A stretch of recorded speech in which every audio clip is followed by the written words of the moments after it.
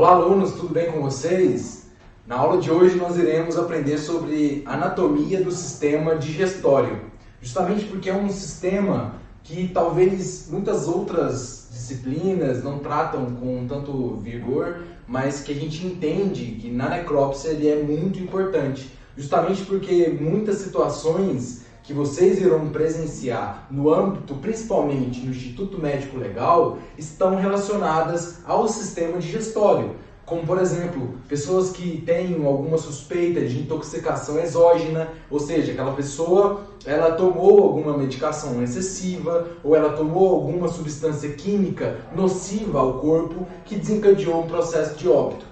Então, é muito importante a gente entender e estudar a anatomia do sistema digestório para depois aplicar esse conhecimento em um dia que você precisar coletar material do estômago, do intestino, ou então da boca, ou de todo o trato gastrointestinal. Então, é importante a gente entender essa anatomia. Além de que o sistema digestório ele é um sistema muito extenso, do ponto de vista corporal mesmo. Por quê? Porque ele começa na boca, ele tem uma região, que ainda está situada na cabeça, ele continua no pescoço, ele passa pelo tórax, ele se encontra efetivamente na cavidade abdominal, onde ele tem maior estruturas, onde ele tem outros órgãos, maior quantidade de órgãos do sistema digestório está no abdômen, e ele também está presente na pelve,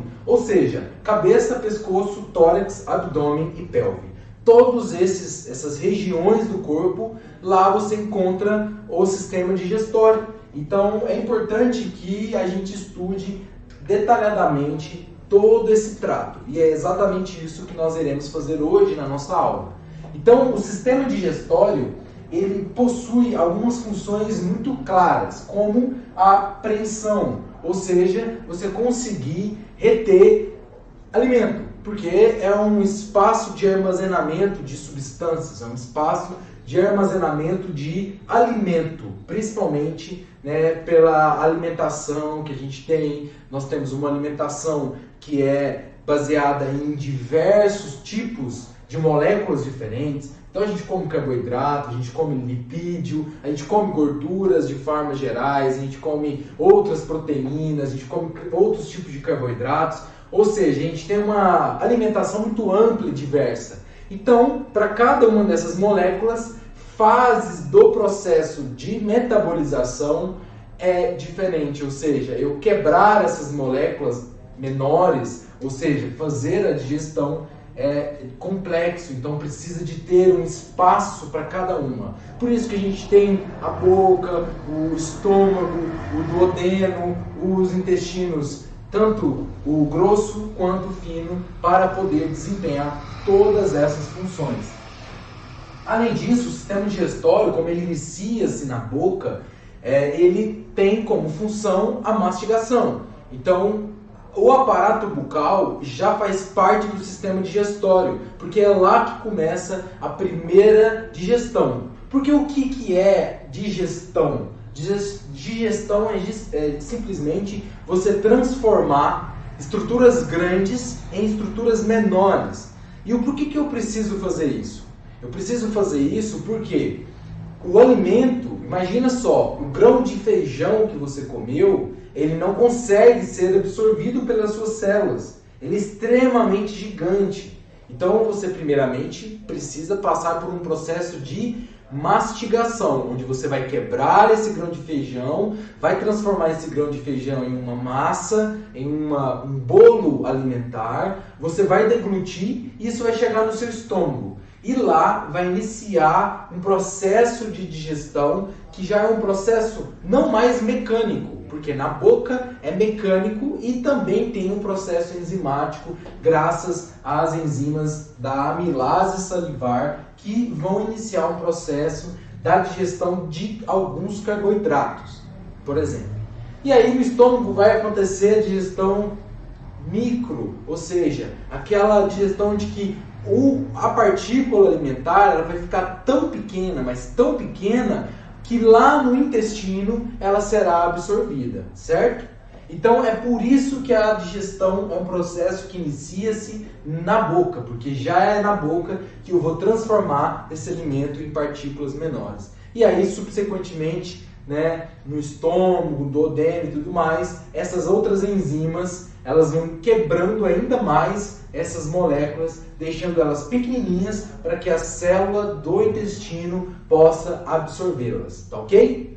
Bom, além disso, deglutir, né? Então eu preciso ter músculos, eu preciso ter um equipamento muscular, um aparato digestório que me permita engolir com segurança. Justamente porque eu tenho uma comunicação, e nós vamos ver isso, uma comunicação muito importante entre a faringe e o esôfago. Ou seja, se eu engolir, se esse meu processo de deglutição for de maneira errada, eu posso errar a via, fazer o que nós chamamos de falsa via, e aí eu estou pegando o alimento que seria transportado, conduzido para o esôfago, e estou colocando esse alimento, aliás, eu estou colocando esse alimento no esôfago, né, que eu não posso fazer de jeito nenhum, e ao invés de colocar ele no meu, nossa, errei tudo, buguei a mente, corta, deixa eu voltar ao raciocínio. Pode? Você vai ter trabalho, né? Pera aí, tá. Só me dá mais um tempinho aqui então. Pra ficar com um pouco de silêncio.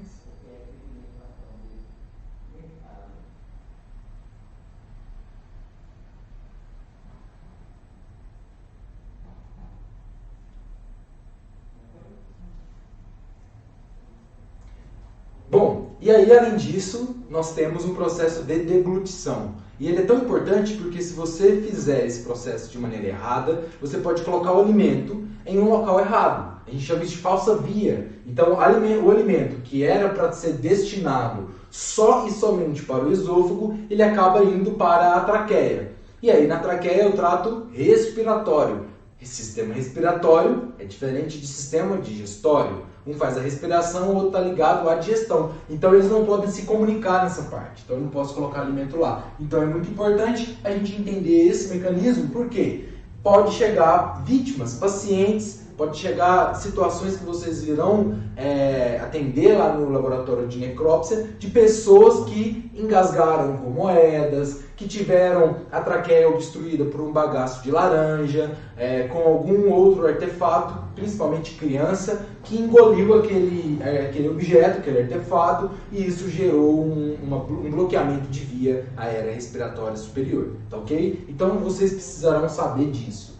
Além disso, a digestão, como eu acabei de falar, então o organismo ele precisa transformar essas moléculas em pequenas para poder então absorvê-las. E aí, obviamente, né, a outra função é literalmente absorver, porque assim, não adianta nada eu conseguir digerir, não adianta nada eu conseguir transformar essas partículas em partículas menores sem que eu não consiga absorvê-las. Então eu preciso absorver para poder jogar todo esse nutriente na minha corrente sanguínea e, consequentemente, as minhas células do meu corpo conseguirem metabolizar e catalisarem essas moléculas, ou seja, transformar essas moléculas em energia, em substâncias para poder desenvolvimento de alguns órgãos, para poder desenvolver as estruturas de todo o corpo e manter esse corpo, né? A gente precisa de inúmeros nutrientes para que nós possamos, então, termos um funcionamento fisiológico adequado. Bom, além disso, esse trato digestório, esse sistema digestório, ele também faz parte de um processo de excreção de resíduos. Ou seja, tudo aquilo que passou pelo trato digestório, que foi digerido, passou pelo intestino, foi absorvido, agora então ele precisa ser excretado. E eu preciso excretar essas substâncias porque elas ficam acumulando no intestino, eu não preciso mais delas, obviamente eu preciso então colocar para fora para que então o processo seja refeito novamente, porque é tudo um ciclo. A gente come o tempo todo, então o tempo todo a gente também precisa excretar essas comidas que a gente acabou comendo, foi digerido, foi absorvido e agora virou simplesmente um resíduo, certo? Bom, além disso, né? Pode? Bom, então o sistema digestório é dividido em algumas partes. E uma delas é justamente o canal alimentar. O que é de fato o canal alimentar? É por onde passa todo o bolo alimentar, ou seja, tudo aquilo que você alimentou. Então, quando você engole, deglute, a cavidade bucal ela já está fazendo parte desse canal alimentar. Depois nós temos o esôfago, o estômago, tudo isso é uma cavidade, é um canal onde está passando, é um trânsito, né? Então, inicia-se na boca, termina-se no ânus. E todo esse trânsito, todo esse meio é chamado de canal alimentar. Então, a gente, às vezes, na necrópsia, precisa avaliar todo o canal alimentar. Então, o médico legista vai falar, olha, eu requisito, então, a análise e a coleta de amostras para poder identificar algum tipo de composto que, porventura, aquela pessoa possa ter ingerido, e, obviamente, isso pode estar relacionado com a morte dela. E aí, então, eu quero que você realize uma inspeção no canal alimentar. Portanto, você irá correr toda a extensão da boca. Correr, quando a gente fala, é analisar, é vasculhar, verificar, observar. Então, a gente vai correr desde a boca, o esôfago, o estômago, a abertura dele, o duodeno e correr as alças intestinais, que é passar as alças, verificar todo o conteúdo que tem dentro delas, para fazer coleta ou simplesmente para avaliar se há algum tipo de hematoma, perfuração, cortes naquela região do intestino, principalmente. Né? É muito comum traumas em intestino, é muito comum trauma relacionado a acidente ou relacionado também a homicídio, principalmente de arma de fogo e também de materiais pérfuro-cortantes, como por exemplo uma faca, um facão, um caco de vidro, porque são regiões muito visadas no momento de brigas, por exemplo. A pessoa acaba deferindo uma facada na barriga da pessoa. Então, é um local onde vocês irão fazer uma necrópsia a fim de identificar aonde, por exemplo, aquela facada atingiu. Qual foi a artéria que pegou, qual foi a veia que foi rompida, para poder, então, gerar informações suficientes para poder determinar a causa mortis. Certo? Bom, além disso, eu tenho os órgãos anexos, ou seja, glândulas do meu sistema. O meu sistema digestório, como eu acabei de falar, é um sistema que ele é beneficiado pelo sistema endócrino, sistema que produz enzimas digestivas. Então, o próprio intestino produz muitas substâncias, mas eu preciso ter órgãos, ter estruturas especializadas na produção de enzimas para poder, então, favorecer, potencializar e otimizar o meu processo digestório. Então, uma glândula muito conhecida é o fígado, por exemplo, o pâncreas, tá ok? Bom, essa é a divisão e aí então nós iremos começar a estudar o canal alimentar. Afinal de contas, ele é o primeiro a ser necropsiado. Então, nós iremos falar ao longo de toda a extensão das nossas aulas, parte por parte, tanto do canal alimentar, quanto também das glândulas anexas do sistema digestório, correto? Bom, então nós temos o início, a boca, depois a cavidade dessa boca. Essa cavidade da boca tanto está relacionada com as bochechas, os vestíbulos, os recessos que nós temos na boca. Nós iremos estudar isso quando nós vamos falar sobre ela, tá bom? A cavidade em si, o esôfago, certo? O esôfago e também o estômago, né? Então, nós iremos estudar todo o estômago, quais são as suas regiões, porque é lá que acumula-se, né? É lá que armazena-se por um maior período de tempo o que nós alimentamos. Então, é no estômago que fica retido o bolo alimentar que foi ingerido por você, né, pelas suas refeições, e ele lá vai ficar retido por um longo período de tempo. E aí, quando acontece, por exemplo, uma intoxicação exógena, o paciente, né,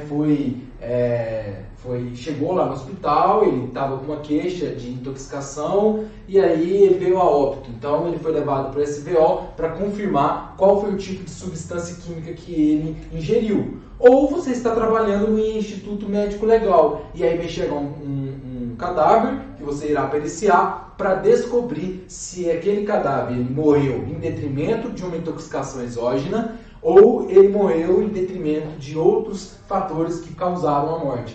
Ou então, associar, né? Às vezes é o que acontece, isso quando envolve intoxicações, quando envolve algum tipo, por exemplo, de situação específica, você precisa analisar o conteúdo estomacal para poder, por exemplo, determinar se aquela pessoa ela tinha ingerido bebida alcoólica, né? Qual era aquela bebida alcoólica? Talvez a gente não consiga, de cara, determinar o tipo específico daquela bebida alcoólica. Mas numa situação, por exemplo, que bebidas alcoólicas possuem substâncias coloridas, vamos dizer assim, substâncias que dão cor àquela bebida, como por exemplo os taninos que dão cores para os vinhos. Então a pessoa que tomou um vinho, né, e aí logo após, né, a ingestão daquele vinho, ela veio a óbito, em detrimento, por exemplo, de um assassinato, né, ela foi encontrada e você vai periciar o estômago dela. E aí você observa que, além de comida, tem um conteúdo roxo, né, um conteúdo muito parecido com vinho. E aí, né, você pode supor, aonde essa pessoa, né, tomou esse vinho? Tinha vinho no local que ela foi encontrada? E aí o perito ele vai precisar dessas informações que você está dando para ele. Porque o que você vai dar para ele? Olha, tinha vinho, aparentemente vinho, e aí você pode inclusive levar isso para análise, para confirmar ou não, mas visualmente já dá para ter uma ideia, uma noção. Olha, aparentemente tinha vinho no estômago do cadáver. Lá no local do crime, o perito ele verificou tudo que tinha, então ele vai saber se lá tinha uma garrafa de vinho, uma taça de vinho, né? Será que essa pessoa foi envenenada com algum composto que foi colocado no vinho dela? Será que era esse vinho que estava com a substância tóxica, né, que contaminou, que acabou gerando a morte dela? Será que isso não teve nenhuma relação com a morte, mas pode indicar onde a pessoa foi? Porque se ela foi encontrada num local onde não tinha garrafa de vinho, não tinha taça suja de vinho, não tinha nenhum tipo de bebida de coloração roxa, aonde ela bebeu esse vinho? Não tinha nenhum suco de uva, não tinha nada. Como ela tem aquela substância roxa no estômago? Então isso pode indicar que essa pessoa tomou esse vinho em outro lugar, correto? E qual outro lugar? Então a perícia ela vai levantar suspeitas, hipóteses, para poder então confrontar e buscar provas, para poder falar, olha, essa pessoa então ela encontrou alguém em um restaurante, que ela tomou vinho lá nesse restaurante. Então, com base nessa informação, ele consegue então estimar até mesmo o local que essa pessoa esteve horas antes do assassinato. Correto? Então veja bem, análise do estômago, por exemplo, análise do intestino, ela é tão importante como, por exemplo, a análise do coração, do pulmão. Então, principalmente quando a morte é suspeita, porque se a pessoa foi encontrada morta, você não sabe absolutamente nada do que ocorreu para que ela viesse a óbito, você nunca pode descartar a hipótese de uma contaminação, você nunca pode descartar a hipótese de um envenenamento. Esse envenenamento pode ser por acidente, mas esse envenenamento pode ter sido feito de forma pensada, dolosa, né, e criminosa. Então, obviamente que deve ser analisado, né? E aí, então, nós iremos analisar, estudar o intestino e, obviamente, também o ânus, né? Bom, e aqui, né, a gente inicia o estudo da primeira cavidade que compõe esse canal alimentar, que é a boca, e a cavidade bucal. Então a função é a apreensão, ou seja, você conseguir mastigar e conseguir prender esse alimento, reter o alimento na boca, até chegar ao ponto que você determina o momento da deglutição.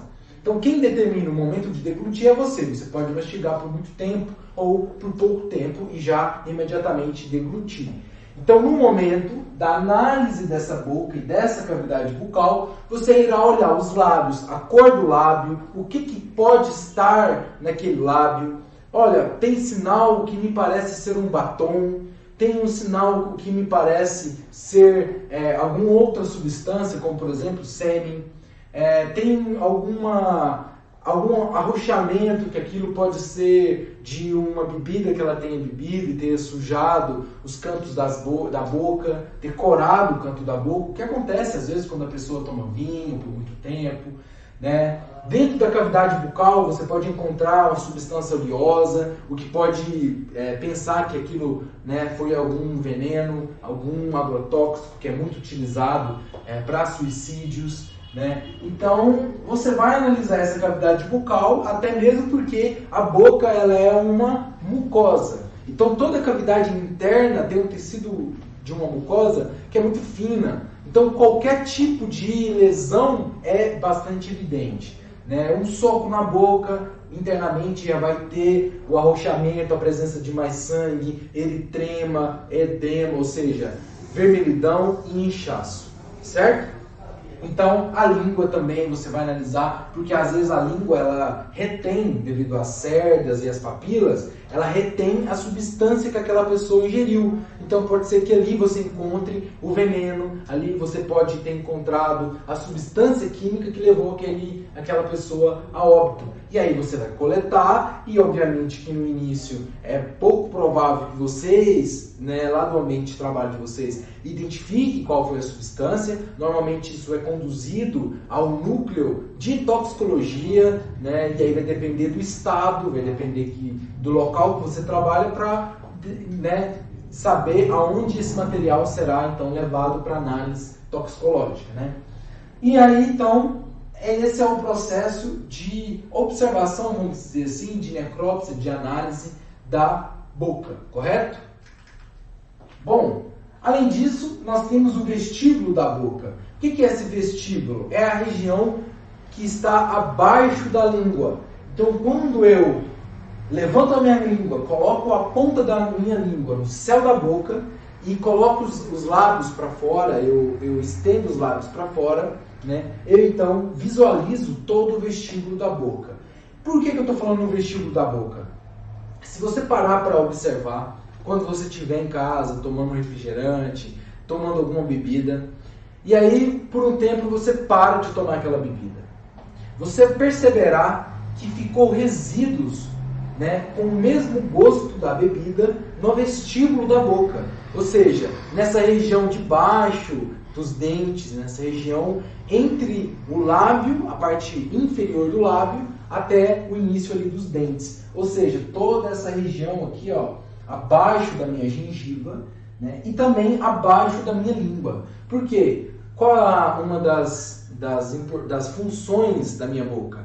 A obtenção, a retenção de alimento. Então ali vai ficar o conteúdo final, a última coisa que aquela pessoa ingeriu. Pode ter sido uma cerveja, pode ter sido um vinho, pode ter sido uma cachaça, mas pode ter sido também, por exemplo, uma droga, pode ter sido uma droga de abuso ou uma droga hospitalar, clínica, né, uma droga farmacológica, pode ter sido um agrotóxico, um veneno, enfim. Então, ali fica retido isso, certo?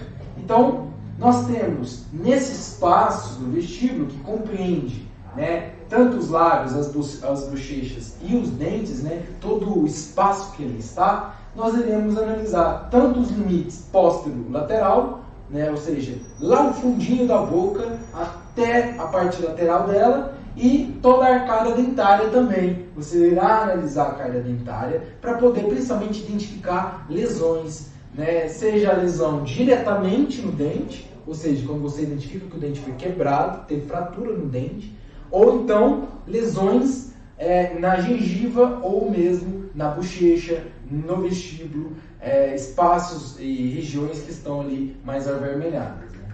Certo? E aí analisar a parte anterolateral, que obviamente é os lábios e a boca, né? Além disso, a gente observa que a parte inicial ela é composta pelos lábios e as bochechas. Elas também são muito utilizadas na necrópsia, porque principalmente quando há agressão, geralmente as pessoas elas deferem socos, pontapés, chutes ou pancadas, né, na região da face, que normalmente acaba atingindo a bochecha. E aí a bochecha ela é muito sensível, a parte interna é mucosa, e ela acaba sendo comprimida pelo soco ou pelo trauma, né, nos dentes, na arcada dentária, que é bem rígido e duro. Então, acaba lesionando toda essa região. Além disso, nós precisamos também manter o músculo orbicular da boca na posição correta. Por que eu estou querendo dizer na posição correta? Porque ele é um músculo e, obviamente, quando a pessoa morre, todos os músculos param de ter o funcionamento necessário, o funcionamento ideal. Então, eles param de ter energia, eles ficam afrouxados, principalmente se houver, depois daquele período, né, do rigor pós-morte. Então, como os cadáveres eles são preparados antes, às vezes até mesmo, de iniciar o rigor, né, iniciar o endurecimento do cadáver, é necessário, principalmente se você está no SBO, principalmente se você está no local de preparação de cadáveres, né, ou você está trabalhando em ML, deixar esses lábios, deixar o músculo orbicular da boca de forma que fique o mais natural possível, como se a pessoa tivesse realmente de boca fechada, em posição de sono, né, em situação de sono. Então, para poder entregar o cadáver à família, ao momento do velório, com o menos impacto possível. Então, ninguém quer receber o seu parente, o seu familiar, com a boca torta, né, com o lábio para dentro, com o lábio inverso, com a mandíbula em retrusão ou em protusão. Ninguém quer isso. Então, você irá colocar uma gaze, fazer o preenchimento se for necessário, né, colar se for necessário, se você, dependendo do local que você está. Se você está no ML, você não vai fazer esse procedimento, é claro. Você só vai manter a integridade da boca, do lábio. Mas se você está trabalhando em local de preparação de cadáver, chegou imediatamente, você vai precisar imobilizar essa boca, imobilizar esse lábio por N técnicas. Nós temos várias técnicas para fazer isso, para poder então entregar o cadáver na melhor forma possível para a família ter o velório e não ter grandes impactos ao ver o cadáver, certo? Então, os lábios eles são muito importantes tanto para parte pericial quanto para a parte também, vamos dizer assim, visual do cadáver. Afinal de contas, os lábios, os olhos, o nariz, o rosto como um todo são regiões em que é muito visível no momento do velório. Então, são regiões que nós precisamos pautar com um cuidado ainda maior, principalmente do procedimento de preparação do cadáver e também na necrópsia. Às vezes a pessoa vai abrir o cadáver, a faca acaba atingindo, ou por querer, ou até às vezes sem má fé, né, no sentido de ter sido um acidente, a faca passa em cima do pescoço. E aí, lá no momento, no cadáver, quando a pessoa estiver lá no momento do seu velório, vai aparecer aquele corte. Então, todas essas regiões a gente precisa preservar bastante. E aí, então, a gente chega nos dentes, que está dentro da boca, a gente vai analisar a integridade do dente. São estruturas, né, são consideradas órgãos minerais. Então, é diferente do tecido que a gente imagina, né, como ósseo. Então, o dente não é osso. Osso é o que está fixando os dentes. O dente, ele é um tecido próprio. Então, o dente é um tecido mineralizado, não é osso, como às vezes a gente acaba pensando que é. Extremamente resistente, está relacionado com os processos de mastigação e, obviamente, a mastigação ela inclui o início da digestão, então ela está presente e ela é fundamental para que a gente possa então comer, engolir alimentos que possam então passar pelo esôfago. Afinal de contas, o esôfago ele tem um tamanho reduzido, então você precisa mastigar bem para poder transformar aquele alimento em um bolo alimentar para poder então descer pelo sistema, pelo canal alimentar, certo? Então nós temos situações em que eu posso usar esses dentes para fazer incisões, ou seja, para fazer cortes, né, como a gente tem os dentes caninos, perfurações também, os dentes caninos fazem essas perfurações no alimento, os incisivos, os dentes da frente, eles fazem essa função de incisão, de corte, e trituração e esmagamento dos dentes pré-molares e molares. Então, nós vamos analisar também, principalmente assim, se tem a presença de um dente mole, o que pode ter indicado um trauma, se tem um dente que acabou arrancando, se aquele sangue que está na boca é decorrência de um corte que houve na bochecha ou que houve no arrancamento de um dente ou no corte da bochecha, tudo isso vai ser analisado. Em relação aos dentes, de forma muito rápida, para poder a gente entender o que é dente, quantos dentes nós temos, qual a função deles, eu demonstro que nós temos duas dentições, né? Então nós somos seres difiodontes, ou seja, nós possuímos um tipo de dentição primária, inicial, comumente chamado como dentição de leite ou dente de leite, e nós temos aqueles dentes permanentes, que é a carga dentária permanente, né?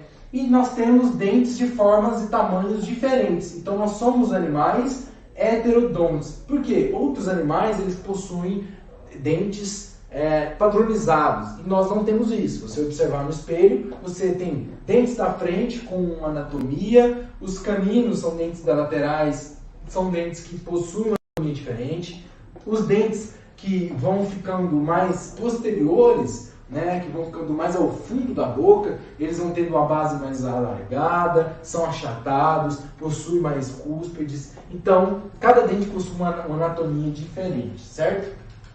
E aí você pode analisar esses dentes, por quê? Às vezes você vai ter que fazer uma exumação de cadáver e às vezes você vai precisar identificar aquele cadáver pela arcada dentária. Isso acontece muito em determinados tipos de morte. Quando a pessoa foi encontrada já enterrada há muitos anos, então já houve todo o processo de decomposição da carne, só tem osso, então você vai precisar identificar essa pessoa pela arcada dentária. Às vezes você vai precisar identificar se esse cadáver ele é um cadáver que fez algum tipo de procedimento no dente. Porque às vezes ela fez um pino, fez alguns tipos de obturação, tudo mais. Você vai identificar porque isso vai ser confrontado com o que a família vai entregar, com o que os laudos dos dentistas vão entregar, para poder identificar essa pessoa. Por exemplo, o dentista da pessoa fez há 2 anos atrás um implante no dente. Então o implante vai ficar visível na arcada dentária, isso vai ficar preservado. E aí o dentista vai mostrar para a polícia que ele fez aquele implante para poder então comprovar que aquela pessoa é de fato o senhor Geraldo que foi encontrado morto num terreno baldio, por exemplo. Ou então aquela pessoa estava desaparecida há muito tempo, foi encontrada as ossadas, a família suspeita que pode ser, mas como que você vai identificar ossos? Então você identifica geralmente pela arcada dentária, pegando informações dos dentistas. O dentista fala, olha, eu já fiz esse procedimento, você vai comparar para ver se tem aquele procedimento daquele cadáver.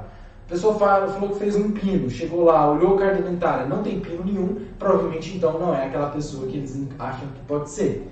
Além disso, identificar se é um jovem, se é uma criança, ou se é um adulto que possui nanismo, por exemplo. Às vezes pode acontecer também. Às vezes você acha que é uma pessoa com uma idade menor do que você acha e era um adulto, né? Ou você pode achar que é um adulto e é uma criança, você pode achar que é uma criança e é um adulto. Então, analisando a carga dentária, a gente consegue identificar essa dentição. É muito comum até quando a gente vai fazer necrópsia e vai avaliar a carga dentária, a presença de auxiliares técnicos e dos especialistas nas áreas de radiologia, para poder fazer o raio-x e então ter uma visão mais detalhada, até para identificar a dentição de leite e tudo mais, e outros fenômenos e outros processos que podem ajudar nesse processo. Nisso a gente tem, anatomicamente falando, uma divisão clara. Nós temos na frente, os dentes na frente da nossa arcada dentária, os incisivos, os caninos, os pré-molares e, por último, os molares, como vocês observam nessa imagem. O que é a arcada dentária? É as dentições superiores e inferiores. Então a gente não chama, olha, os dentes da parte de cima, esses são os dentes de cima. A gente chama de arcada dentária superior, quando é todo o conjunto de dentes que estão na porção superior e no maxilar, e quando a gente fala que a arcada dentária inferior, nós estamos referindo àqueles dentes que estão na mandíbula. Lembrando que a maxila ou maxilar é o osso que está fixando os dentes superiores, de cima, e a mandíbula é o osso que está fixando os dentes na porção inferior, ou seja, de baixo, certo? Além disso, nós precisamos entender que nós temos uma dentição decídua ou temporária, ou popularmente conhecida como de leite, e a permanente. Se você observar nessa imagem, a gente consegue observar uma pessoa que está tendo um processo de desenvolvimento da dentição permanente e está sendo substituída, né, aquele dente, por um dente que vai ficar para o resto da vida. E todos esses dentes que vocês estão observando na imagem são dentes de leite, ou seja, dentes temporários. Então, quando retira-se o raio-x, ou quando quebra-se a mandíbula ou maxila, você identifica lá dentro os dentes permanentes crescendo, desenvolvendo. Então, o dente permanente ele desenvolve abaixo do dente de leite. Aí ele vai crescendo, ele sobe, tem um processo de deixar esse dente mole, esse dente cai e dá espaço e lugar à dentição permanente. Então, se você encontrar um cadáver, tirar a radiografia, identificar que ele tem dentes de forma decídua, você pode tentar entender que essa pessoa é uma criança ou um jovem, né? Então, normalmente, na dentição decídua, você terá 20 dentes no total, 10 dentes para cada arcada dentária. A fórmula dental é a seguinte: você tem 2 incisivos na parte superior, 2 incisivos na parte inferior, um canino na parte superior, né, e um canino na parte inferior, 2 molares, 5 dentes na parte de cima, 5 dentes na parte de baixo. Então a gente tem um total de 10 para 10, fazendo um total de 20 dentes. Essa é a fórmula dental. Então os dentes são dentes menores, são dentes que possuem uma coloração diferente, e obviamente o médico legista está ali para poder auxiliar a identificar se há ou não uma dentição decídua ou permanente, correto?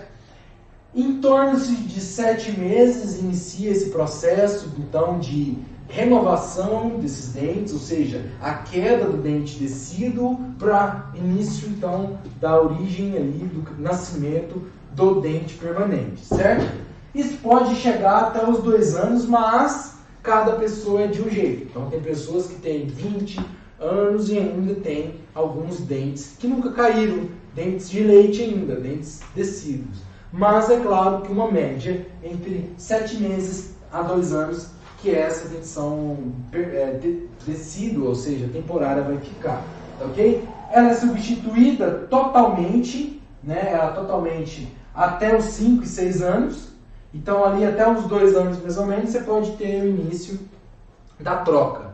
Então, mais ou menos até uma criança de 6 anos, ela já teve todo o seu processo concluído. Então, se você pegou um cadáver, achou uma ossada que tem muitos dentes decíduos, então provavelmente essa pessoa tem menos de 6 anos ou então menos de 12 anos, certo? Porque é o limite máximo ali para você ter uma grande quantidade de dentes decíduos. Agora, claro, você pode encontrar um adulto com 2 dentes que são dentes temporários que estão lá até hoje, tá ok?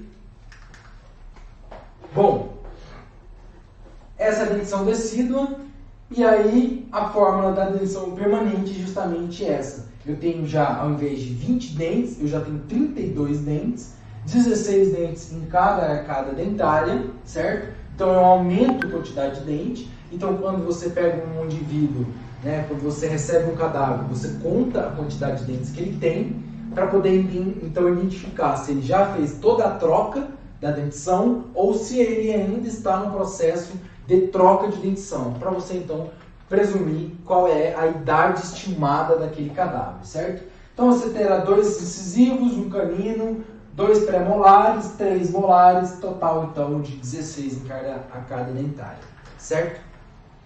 O dente, a anatomia externa dele é dividida em raiz. A raiz é a parte que está fixando esse dente na estrutura óssea, seja ela maxilar ou seja ela mandibular. Então a raiz fixa, como qualquer outra raiz, a raiz da árvore, por exemplo. O colo, então o colo ele é uma região que está entre a raiz e a parte da coroa, que é a parte que a gente chama de dente, que é a parte visível. Então a parte visível é a coroa, a parte entre a coroa e a raiz a gente chama de colo, que é ali a região onde encontra-se a gengiva, certo? A anatomia interna desse dente é caracterizada por um esmalte, ou seja, uma região, uma lâmina que protege esse dente, uma lâmina que fica externa, é o que dá o brilho para o nosso dente, que dá muita coloração para o dente e, obviamente, a impregnação de substâncias químicas, como por exemplo do tabaco, que porventura pode deixar o dente em colorações amareladas, porque ele colore, né, ele impregna no esmalte do dente. Depois dentro a gente tem a dentina, que é de fato a parte mesmo do tecido propriamente dito do dente, né? A polpa do dente, onde você tem ali o que nós chamamos de canal do dente, né? O que é esse canal do dente? É onde está o nervo alveolar, ou seja, o nervo que está enviando sinais elétricos para o dente. Afinal de contas, o dente ele é um tecido vivo, ou seja, ele precisa de estímulo elétrico para sobreviver, assim como qualquer outra célula do corpo, e ele precisa também de sangue. Por isso que quando o dente ele quebra, que a gente chama que o dente quebrou na raiz, ou que o dente quebrou toda a coroa, tem muito transbordamento ali, acúmulo de sangue, porque há então uma hemorragia, porque tem vasos sanguíneos capilares ali dentro. E aí o cemento. Cemento a gente pode até fazer uma associação com o cimento, porque o cemento do dente é a fixação desse dente no osso, é onde realmente o dente está fixando diretamente, firmemente no osso, tá ok? Bom, então falamos da anatomia interna do dente, anatomia externa dele, nós já falamos quantos dentes temos na dentição decídua, que é temporária, e na dentição também permanente. Já entendemos o porquê que a gente precisa estudar isso, para que a gente precisa estudar os dentes, para que a gente precisa estudar a boca. Então a gente vai estudar agora mais detalhadamente a cavidade bucal, que é o espaço, né, pelos arcos alveolares, ou seja, pelos dentes, até a gengiva. Então toda a parte interna onde você consegue observar nessa imagem é cavidade bucal. Então você vai analisar o teto, ou seja, o palato. Quando a gente fala o céu da boca, esse termo é um termo popular. Qual é o nome correto? Teto. Ou qual é o nome ainda mais correto, mais técnico? Palato. Por que palato? Porque é o osso palato que forma a cavidade bucal superior. Então o céu da boca é formado pelo osso palato. Então nós temos o palato mole e o palato duro. O que é o palato duro? A gente chama de palato duro quando tem a presença do osso. E lá no finalzinho da nossa boca, da nossa garganta, nós temos o palato mole. O osso acaba, mas o tecido continua, o tecido muscular continua. Nós vamos analisar o assoalho, ou seja, toda a língua. Nós vamos analisar a carga dentária e a garganta. Então essas são as análises da necroscopia que vocês irão realizar no cadáver. Os dentes, a arcada dentária como um todo, o palato, o teto, a garganta, os lábios, né, e a língua. Então nessa imagem a gente consegue observar, nesse corte anatômico, como que essas estruturas estão dispostas dentro da região bucal, da cavidade bucal. Então a gente encontra-se aqui a língua, né, onde tem essa demarcação, né, em cinza, onde tem tipo uma pinça. Aqui é a língua, né? A língua ela tem um arco do palato glosso. Esse arco do palato glosso é uma prega que fica nas regiões da língua. Tudo isso pode ser observado aí, se você tiver um momento que você pode abrir a boca e estudar junto comigo essa anatomia, porque você vai estar vendo a mesma estrutura que eu estou ensinando aqui agora. Então, você observa que nós temos um arco. Esse arco retém, às vezes, muitas substâncias químicas importantes. No fundo, a gente chama de amígdala, né? Nós encontramos ali, do lado dela, outro arco, que é o palato faríngeo, né? E a tonsila palatina. O que é a tonsila palatina, Thales? Essa tonsila é a que a gente chama de amígdala. Então, o nome amígdala é um nome popular. Qual é o nome correto? Tonsila palatina. Por que palatina? Porque ela está associada ao palato, correto? Então, tonsila palatina é o nome técnico, o nome correto, exato, da amígdala, que está na boca, certo? Então, essa é a estrutura bucal. Acima do osso eu consigo observar a estrutura nasal, então a gente consegue observar que aqui em cima é toda a região totalmente respiratória e aqui é uma região totalmente digestória, ou seja, do sistema digestório. Agora, a partir desse momento aqui, ó, eu tenho uma comunicação entre os dois sistemas, ou seja, é um canal que vai passar tanto o ar quanto também o alimento que você ingeriu. Então a gente fala que é um canal múltiplo, de múltiplas funções, certo? Mas todas essas regiões agora que nós estamos estudando são estruturas realmente relacionadas ao sistema digestório, porque a gente já estudou o sistema respiratório.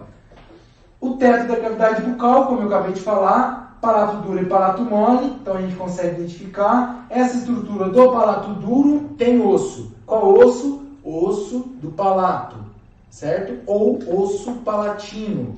Depois, o palato mole não tem osso. Se você levar sua língua e fazer esse transporte, a língua, ponta da língua, no início dos seus dentes incisivos e ir correndo a língua até o final da sua garganta, você perceberá que no fundo da garganta, onde tem ali que a gente chama de úvula palatina, ou famosa campainha, que é onde você encosta e já dá a sensação de vômito, né? Aquela úvula palatina, toda aquela região ali não tem osso, então é um palato mole, certo?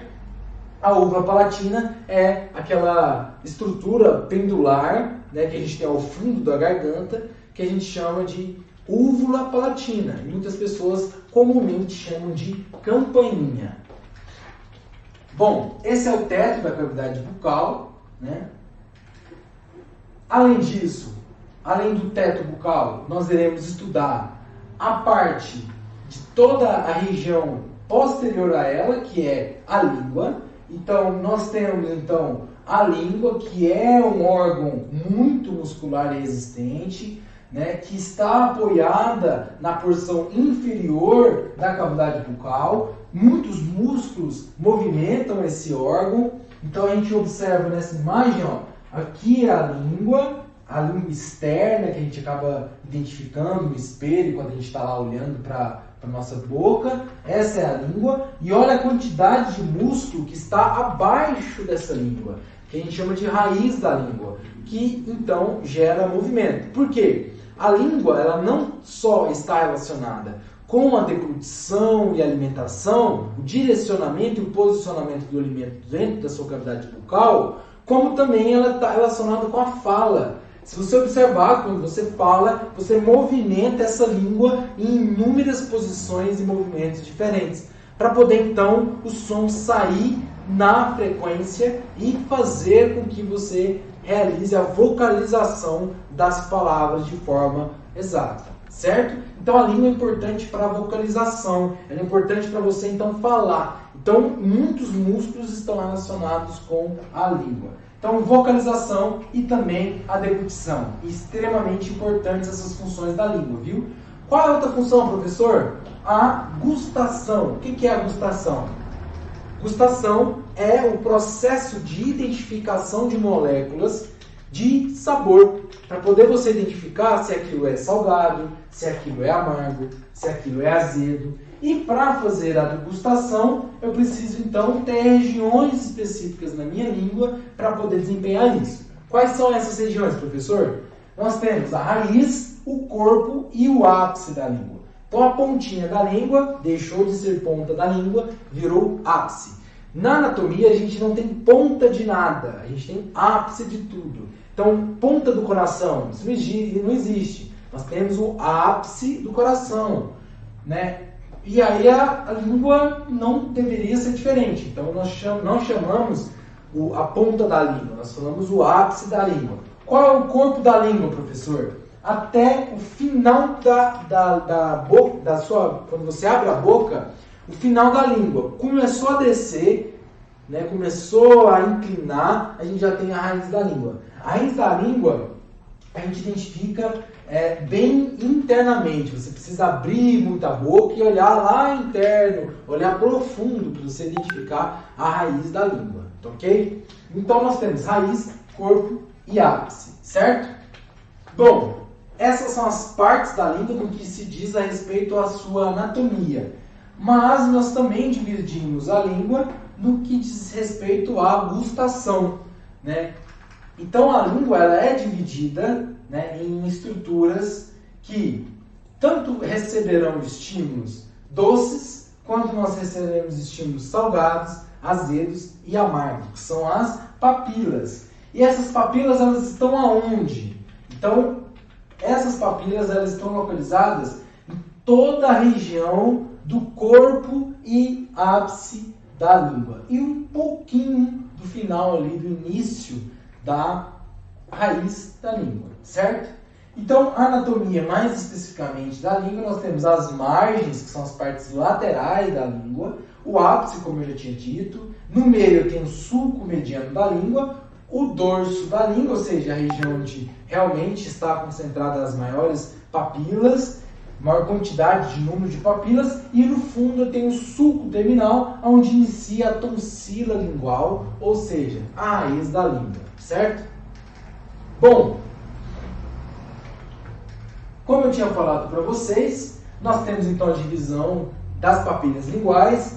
Na porção do início, né, da ponta da língua, nós temos as papilas filiformes. Nas laterais eu tenho as papilas fungiformes. Ao fundo ali, bem na lateral, eu tenho as folhadas. E lá no fundo, próximo à raiz da língua, eu tenho as circunvaladas.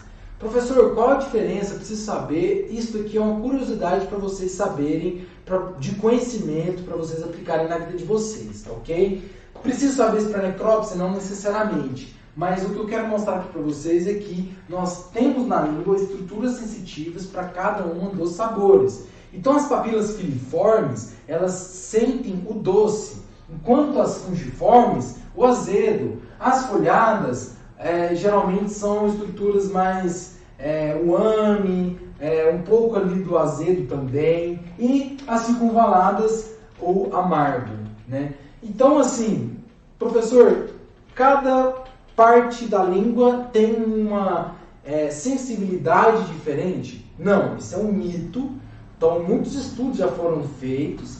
Então, o que sabe-se existe uma concentração maior naquela região, mas a língua como um todo tem papilas diversificadas. Mas, por exemplo, na ponta da língua tem maior concentração das filiformes, que sente as substâncias doces, ok? Não quer dizer que você não vai ter filiforme no meio da língua, né? Então, esse negócio de falar, não, você só sente doce na ponta da língua. Isso é errado. Você pode ter papilas ao longo da língua, porque cada um tem um corpo e uma distribuição das papilas de forma diferente, ok? Bom, essas papilas linguais, né, que compõem a língua. E aí, então, agora a gente estuda o processo posterior da boca, da língua, dessa região inicial, que é a faringe. O que é a faringe? É um órgão músculo membranoso, ou seja, formado por músculo e formado por membranas, que tanto é comum no sistema digestório como no sistema respiratório. Lembra que eu falei há pouco para vocês, que eu tenho uma região somente respiratória, que é a cavidade nasal, eu tenho uma região que é somente digestória, que é a cavidade bucal, e eu tenho uma comunicação entre esses dois sistemas. Ou seja, eu tenho uma região que é comum tanto para o sistema respiratório como comum para o sistema digestório, que é a faringe. Então, na faringe passa tanto o ar quanto o alimento, correto? Então, essa região da faringe é a região do fundo da garganta. Quando você abrir a boca no espelho, você vai olhar lá para o fundo da garganta e lá no fundo você vai estar encontrando a faringe, certo? Essa é a faringe e nós temos na estruturação da faringe, né, muitos músculos. Por quê? Eu preciso então deglutir e esse alimento ele precisa passar ali. Então eu tenho muitas membranas, muitos músculos que fazem com que essa região seja muito resistente. E eu vou, obviamente, verificar se há algum tipo de lesão na faringe também. Se há a concentração na faringe de substâncias químicas. Porque você já vai analisar a cavidade nasal, correto? Por exemplo, para identificar se aquele indivíduo ele inalou alguma substância química, como por exemplo a droga de abuso chamada cocaína. Ela é inalada, essas partículas elas ficam retidas tanto nas conchas nasais como também na faringe. Então lá na faringe você vai fazer a coleta para identificar se há presença ou não de cocaína ali. E ela é dividida em a nasofaringe, ou seja, o que é a nasofaringe? É a região somente nasal da faringe. Essa região onde está apontado a seta aqui, a estruturação verde. Nasofaringe, somente a parte superior, que está relacionada só com a respiração. Depois eu tenho uma orofaringe, que está relacionado com a alimentação. Então ali passa o alimento. E depois eu tenho uma laringofaringe, que é uma parte da faringe em comunicação com a laringe. Por quê? A faringe, ela se comunica com a laringe.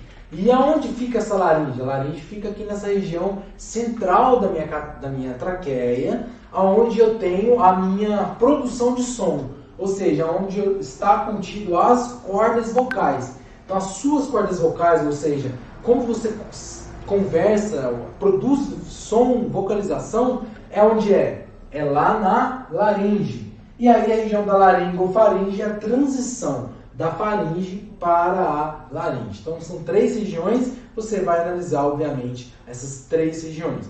Professor, mas são nomes muito técnicos, eu preciso saber todos esses nomes técnicos dessa forma. Olha, é bom que você entenda o que você vai fazer. Então, quando você for analisar a faringe, você já vai saber, olha, eu vou analisar a parte nasofaringe, a parte que está relacionada com o nariz, a orofaringe que está relacionada com a boca e a laringofaringe que está relacionada com a laringe.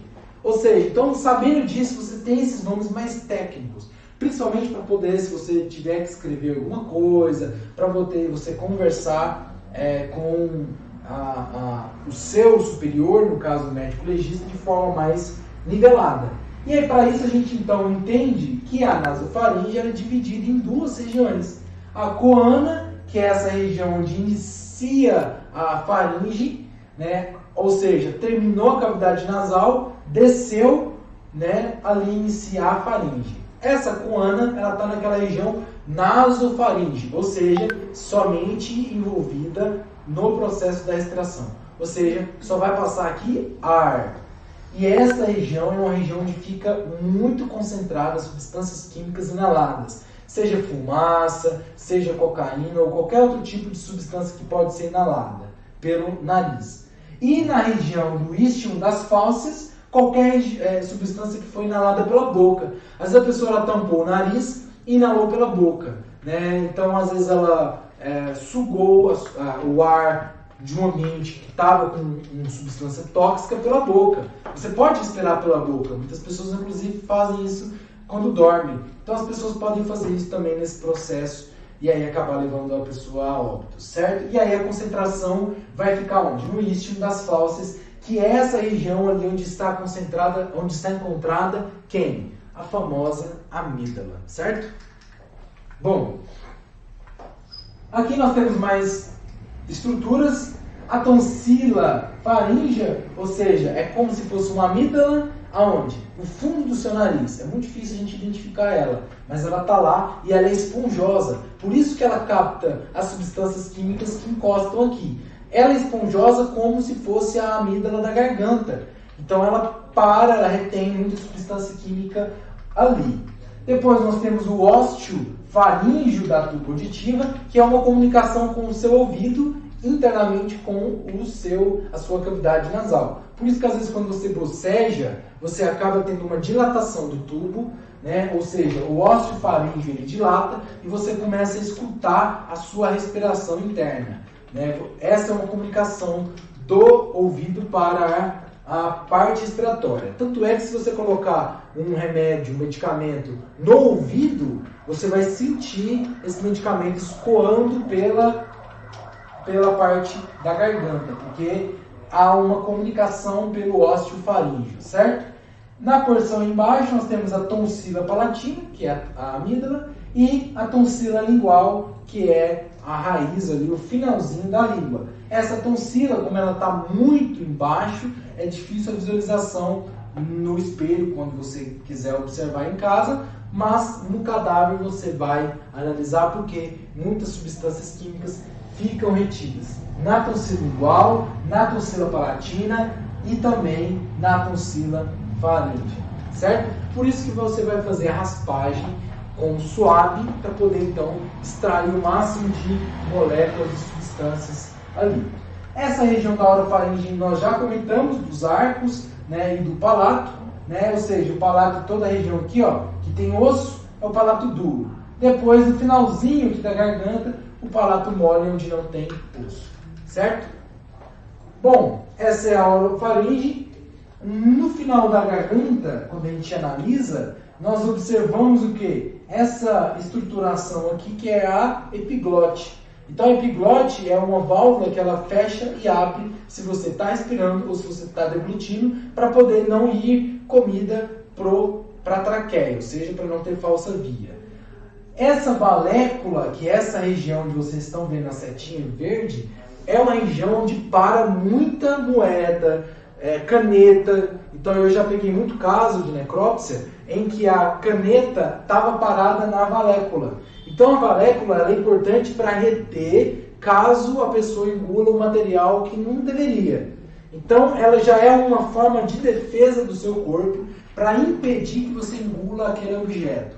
Então, às vezes, você vai fazer uma necrópsia, você encontra um bagaço de laranja na valécula e na traqueia, ou seja, às vezes a pessoa engoliu 2 pedaços de laranja e acabou ficando retendo um, mas o outro passou. E aí tem casos clínicos, como eu tenho alguns amigos que estão trabalhando em hospitais, eles recebem crianças que engoliram, por exemplo, moeda, ou engoliram um espinho do peixe, e aí esse espinho, essa moeda foi para onde? Na valécula. Então, graças à valécula, não foi para a traqueia, não foi para o esôfago, não teve perfuração, não teve que fazer cirurgia nem nada. Simplesmente ele foi lá com a pinça e retirou mecanicamente. Ou seja, a valécula ela é para a sua proteção. E ela é uma estrutura de um saquinho, né? Ela tem uma estrutura ovalada, funda, como se fosse uma sacolinha. Então ali pode estar muitas substâncias químicas que aquela pessoa ingeriu, né? Então ali pode estar o veneno, o agrotóxico, a substância que ela ingeriu para envenenar e causar a morte, certo? As pregas palatofaríngeas, que são as partes laterais, também são importantes para poder você passar o cotonete, passar o suave e retirar a substância química. A tonsila palatina, que é a famosa amígdala. A tonsila lingual, que é essa região bem porosa da língua, que está lá no finalzinho dela, que está lá na porção final da língua, que já está encontrando com a epiglote. E a prega palatoglosso, que é essa alça externa aqui. Quando você abre a boca, você já vai ver esses arcos, essas pregas, ok? Então, todas essas regiões serão vistoriadas e aí você chega no esôfago. Então, a gente já falou incessivamente da boca, toda essa região, né, oral, essa região nasofaringe. Agora a gente vai falar da região do estômago, do esôfago, na verdade. O estômago ele está posterior ao esôfago. Então, o esôfago é uma camada muscular muito intensa que faz a movimentação do que você deglute. Então, você engole, ela faz a movimentação para conduzir esse alimento até o estômago, correto?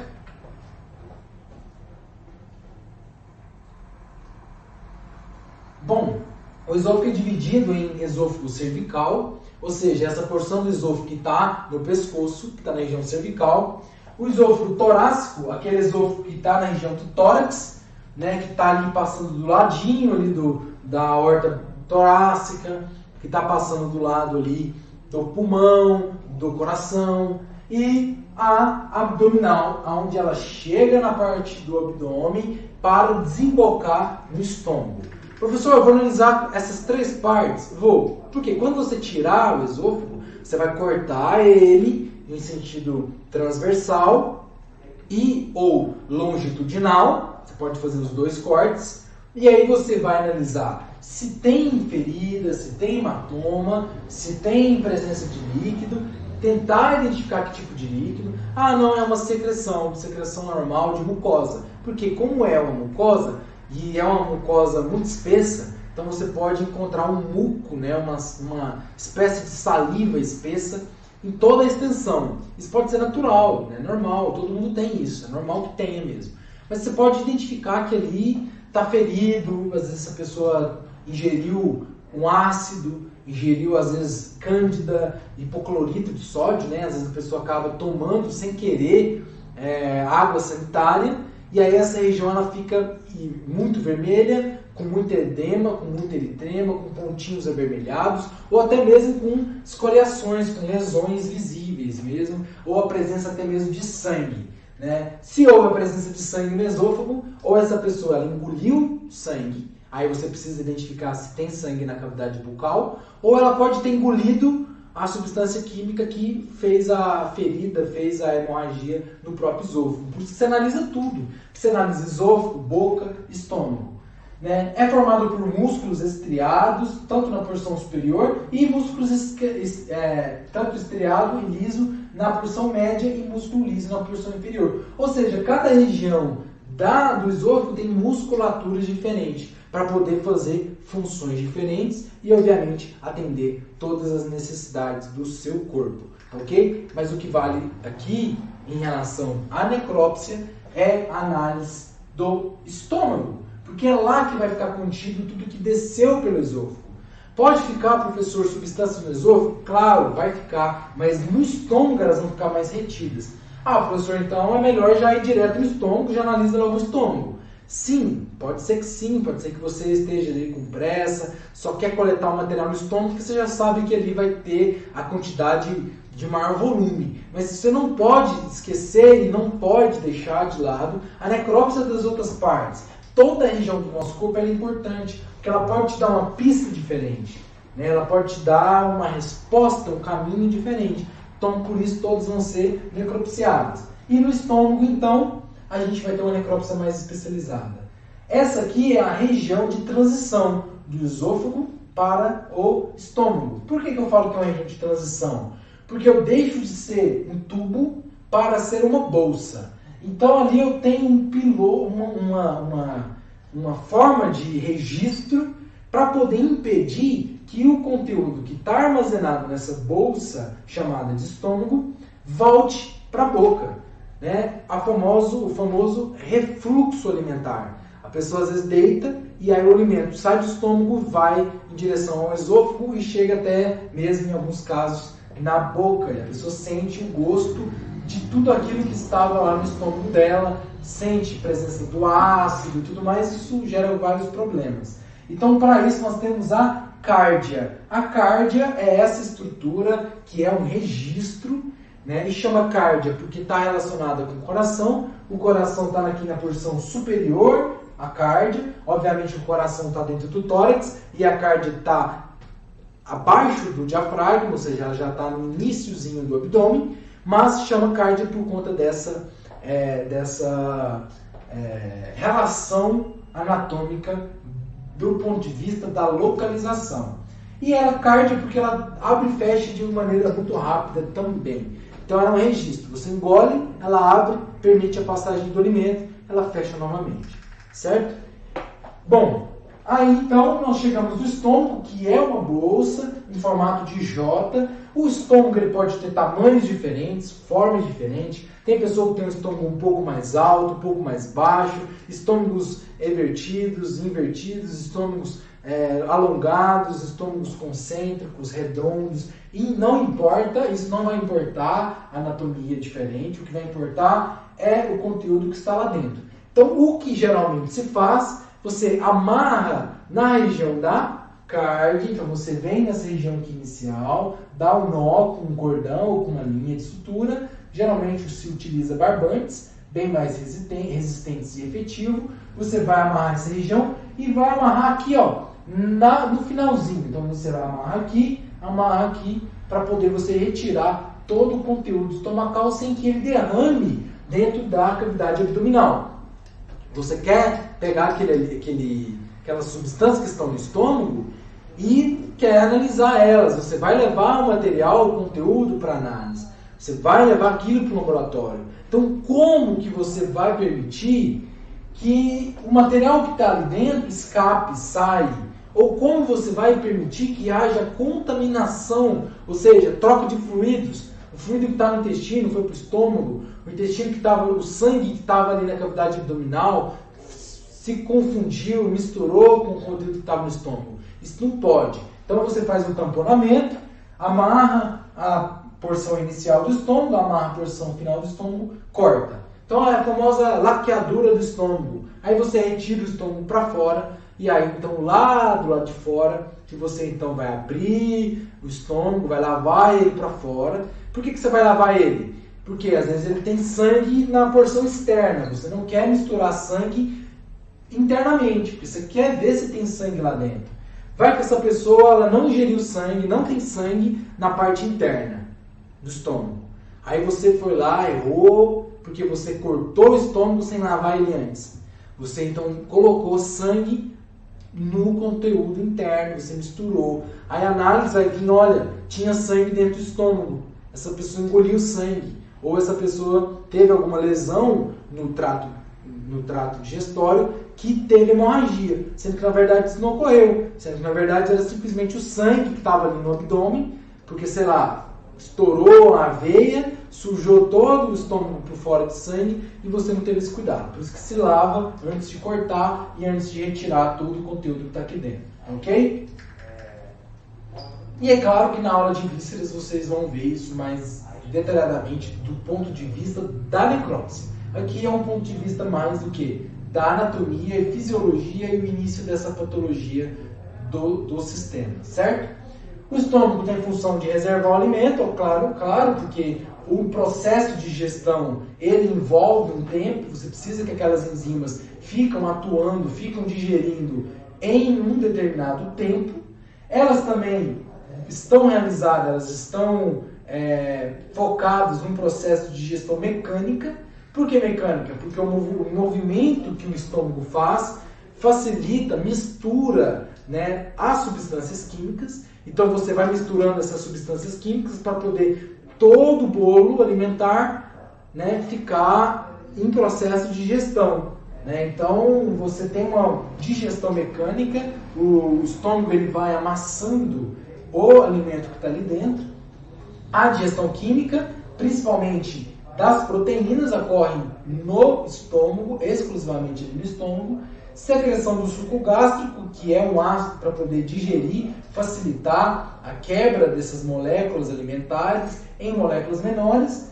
O amolecimento desse alimento para poder permitir então a condução para o intestino e obviamente para iniciar o processo de absorção, e também faz um processo de asepsia. Às vezes a gente acaba comendo um alimento que tem bactéria, um alimento que tem um fungo, um alimento que tem alguma substância que pode ser nociva, que é um patógeno, né, um micro-organismo, por exemplo, e aí o estômago ele acaba matando. Por exemplo, o vírus do HIV, ele não suporta as condições ácidas do estômago, então ele morre ao chegar no estômago, tá ok? Então o estômago ele também serve um processo de esterilização de tudo aquilo que você comeu. Por quê? O processo que vai iniciar agora, lá no intestino, é um processo de absorção. Não tem função de esterilidade. Então, primeiro passa no estômago para poder esterilizar, matar o que tiver de matar, para poder ir para o intestino. Ah, professor, mas eu comi um pão outro dia e me deu intoxicação alimentar. Ou comi uma bactéria, me deu diarreia. Por quê? Muitas bactérias, muitos fungos, eles conseguem sim ainda resistir a essa ação desses ácidos. Né? Ou às vezes o estômago ele não teve a potência que ele deveria ter para esterilizar aquele alimento. Ou às vezes a carga bacteriana, a carga fúngica, a carga microbiana que você ingeriu era tão alta que o estômago matou, sei lá, 80% daqueles micro-organismos, mas ali 20%, 10% permaneceu intacto. E aí isso foi para o seu intestino, gerou ali uma diarreia. Mas às vezes você tem a diarreia não pelo patógeno, não pela bactéria que está ali. Você tem pelas substâncias produzidas pelaquela bactéria. O seu corpo, quando mata a bactéria, ele libera aquele resíduo, ou seja, aquela morte daquela bactéria no intestino. Isso pode provocar, inclusive, a diarreia. Ou seja, para eliminar logo por vez aquelas substâncias tóxicas e nocivas ali. A diarreia é um sintoma de defesa do seu corpo para eliminar o que está te fazendo mal ou para prevenir situações que podem vir a te causar algum prejuízo. Ele está localizado na região inferior do diafragma. Então lembre-se, né, que o diafragma é um músculo que divide o tórax do abdômen, certo? E aí então o estômago ele está exatamente abaixo do diafragma, né? Então quando eu respiro, o diafragma ele empurra o estômago para baixo. Por isso que quando a gente está com o estômago muito cheio, a gente sente falta de ar. A gente tem a sensação de falta de ar. Por quê? Porque o meu estômago está comprimindo o diafragma, certo? Porque o diafragma está encostadinho com o estômago. Essa associação que a gente tem, né? Toda a região do estômago geralmente está localizada na região hipocôndria esquerda, ou seja, o quadrante esquerdo, né, do meu corpo, do meu abdômen. Então, se você observar aí em você, o seu abdômen é dividido em quadrantes, como a gente já estudou em anatomia do abdômen. E aí o quadrante esquerdo é o quadrante que está completamente ou praticamente todo o meu estômago, certo? Então, quando você come muito, você sente que a parte esquerda do seu abdômen está elevada, porque lá tem o quê? O estômago, correto? Bom, a parte externa do estômago, quando você abrir o cadáver, você vai identificar essa estrutura aqui. Observem aqui comigo, nessa imagem que eu estou demonstrando aqui com a minha mão. Olha, a parte aqui superior, ó, essa parte superior aqui, ó, é o músculo do diafragma. Então aqui, ó, é diafragma, ó, o diafragma vem até aqui, até aqui. Aqui é a parte costal, o seio costofrênico do diafragma. Então aqui tudo é diafragma, ele forma um U no seu corpo. Aqui, ó, toda essa glândula, esse grande órgão aqui é o fígado. Então o fígado está do lado direito do seu abdômen. Do lado esquerdo eu tenho o estômago. Então, ó, essa regiãozinha aqui, ó, é a cárdia do estômago, é aquele registro. E aqui é o piloro gastroduodenal, ou seja, a comunicação do meu estômago para o meu duodeno. Por quê? Lembra que eu falei que o alimento ele fica retido no estômago por um tempo?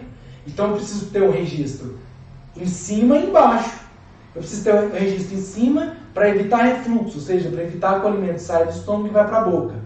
E eu tenho que ter um registro embaixo para poder evitar que o alimento que está no estômago vá direto para o duodeno, porque ele precisa ter um tempo de ficar ali no estômago. Quando você fica cheio, você fica horas fazendo digestão, dependendo do que você comeu. A anatomia externa é dividida em, o estômago dividido em fundo. O fundo é a parte superior, não é a parte de baixo. As pessoas acham que o fundo do estômago é essa região onde está embaixo. A gente acha que tudo que é fundo é para baixo, né? Fundo da sacola, fundo da mochila, é a região que está lá embaixo. Mas não, no caso do estômago, o fundo é em cima. Normalmente o fundo ele fica retido ar. Por isso que às vezes você tem alguns gases que ficam acumulados no estômago. E aí depois a gente tem o que a gente chama de arroto, que é a liberação desses gases que estavam no fundo do estômago e aí você então liberou pela boca. Então é aquilo, o ar ele fica no fundo. E o alimento ele vai ficar no antro e no corpo. O corpo é a região do meio do estômago e o antro é a região do fundo. Então, normalmente, onde vai estar a substância, o veneno, a substância química que a pessoa ingeriu para obtenção da morte? Vai estar onde? No antro. Porque o antro ele forma essa bolsinha aqui no fundo e é ela que vai reter o alimento. Pode ter no corpo também? Claro, obviamente pode ter no corpo também. E aí nós temos duas curvaturas, porque o estômago ele é côncavo, então nós temos a curvatura maior e a curvatura interna, que é a curvatura menor, certo? Observe que esse estômago ele está totalmente preso dentro do meu corpo. Então ele não está solto, não é um saco solto que está dentro do abdômen. Ele é preso e a gente vai falar como ele é preso daqui a pouquinho. Bom, essa é a anatomia externa do estômago. A anatomia interna do estômago, quando você abrir, você vai identificar essas vilosidades. O que é essas vilosidades? Pregas estomacais. Então eu tenho pregas estomacais, eu tenho pregas duodenais e eu tenho pregas intestinais. Essas pregas servem para poder aumentar a superfície de contato com o alimento. Imagina só aquele fio de telefone antigo lá na casa da sua avó ou até mesmo da minha casa. Eu tenho um telefone desse que tem o gancho, né, que a gente coloca no ouvido e aí tem o fio todo enroladinho, né? Parece uma mola. Por que ele é enroladinho? Para aumentar a superfície. Porque em curto espaço eu coloco muitos metros de fio. Então, quando eu pego aquele cabo todo enroladinho, eu consigo espichar ele para falar longe, né? Então, o estômago ele é todo empreguiado para poder o quê? Dilatar, correto?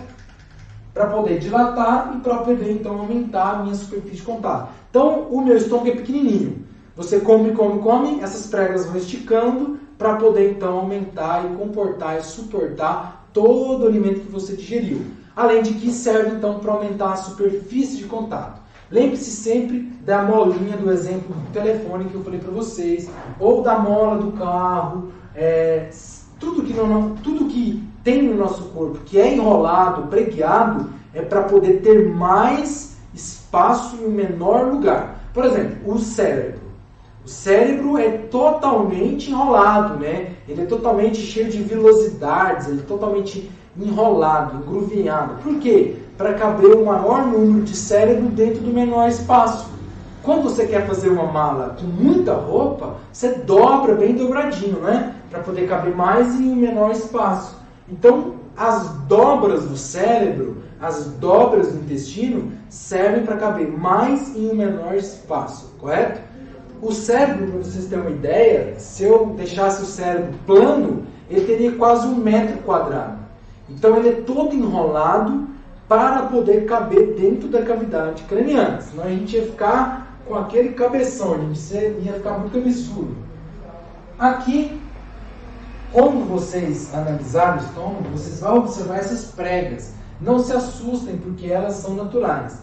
Porém, o que não é natural? A presença de vermelhidão, a presença que a gente chama de úlceras, que é as feridas no estômago, regiões que você pode identificar ali uma gastrite, ou seja, uma infecção, uma inflamação no estômago, nesse trato estomacal, gástrico, certo? E aí geralmente fica vermelho, fica arroxeado, às vezes tem a presença de sangue, um pouco de hemorragia, né? Então isso já não é normal. O normal é você ter uma mucosa íntegra, ou seja, uma coloração uniforme. Abre a sua boca, por exemplo, e analise qual é a coloração dela. Se você observar, todo o canto da boca vai ter a mesma coloração.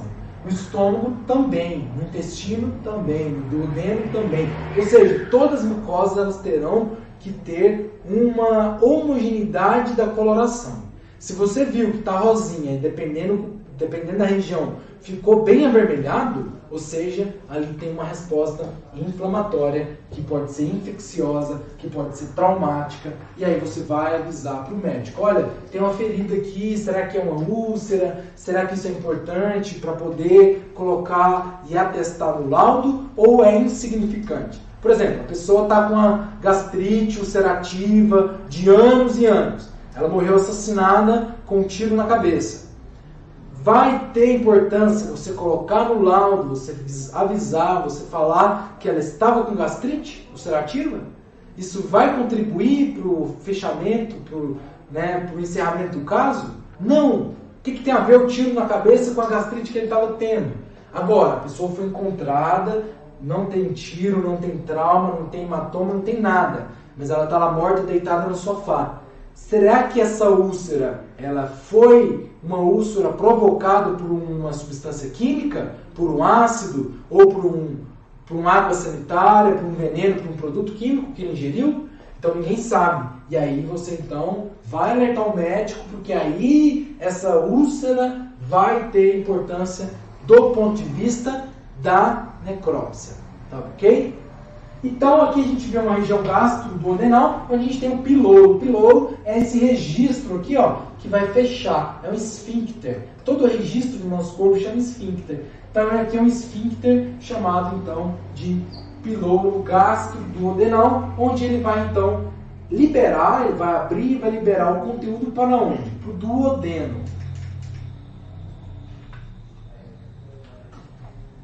E aí, então, inicia-se o intestino. Os intestinos, né? Porque nós temos vários, a gente vai falar sobre isso. Então, intestino quer dizer em latim o que está dentro e em grego entero. Por isso que a gente chama às vezes de entérico. Uma bactéria entérica, é uma bactéria que está no intestino. O corte foi na região entérica, ou seja, foi no intestino. Obstrução entérica, obstrução do intestino. Às vezes a gente fala obstrução entérica, às vezes a gente fala obstrução intestinal, ou fala obstrução do intestino. São palavras sinônimas, tá ok? Esse intestino, ele é um segmento mais longo, então nós temos aí mais de 8 metros de intestino. Isso vai variar de pessoa para pessoa, tá ok? Não vou entrar nesse mérito, porque isso não é importante do ponto de vista da necrópsia. Mas o que é importante? Analisar as partes. Porque nós temos o intestino que é delgado, a gente chama de intestino fino. Intestino que é grosso e o intestino que a gente chamamos de reto e o intestino, a parte final, que nós chamamos de canal anal ou simplesmente ânus. Ok? Bom, agora a gente vai estudar detalhadamente cada uma dessas partes. Aqui então a gente começa a falar do intestino delgado, é a parte mais longa do intestino, é delgado, então é mais fina, é um intestino mais mole e que tem uma coloração mais amarelada no cadáver, né? Um intestino que tem uma coloração um pouco bege, enquanto o intestino grosso tem uma coloração mais escurecida. Ou é a parte que vai então ter uma função muito importante, que é absorver todos os nutrientes, ou seja, o estômago digeriu tudo e o intestino vai absorver tudo. Ah, professor, mas eu achava que no estômago eu já absorvia muitas coisas. Olha, é pouquíssimas coisas que são absorvidas no estômago. Moléculas muito pequenas são absorvidas diretamente no estômago, como por exemplo a água. Quando você toma água, ela já inicia a absorção na boca, por exemplo.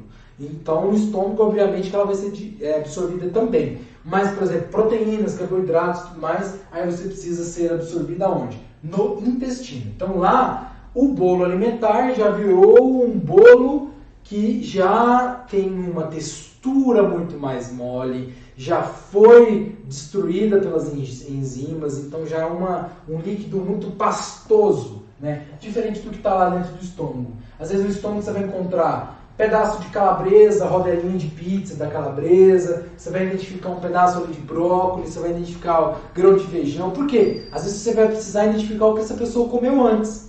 Isso eu falo com meus alunos, até um caso que aconteceu que descobriu a morte, descobriu quem matou a pessoa por conta do estômago, né? Então ela tinha comido na casa do namorado uma pizza, mas o namorado ligou para a polícia falando que encontrou ela morta.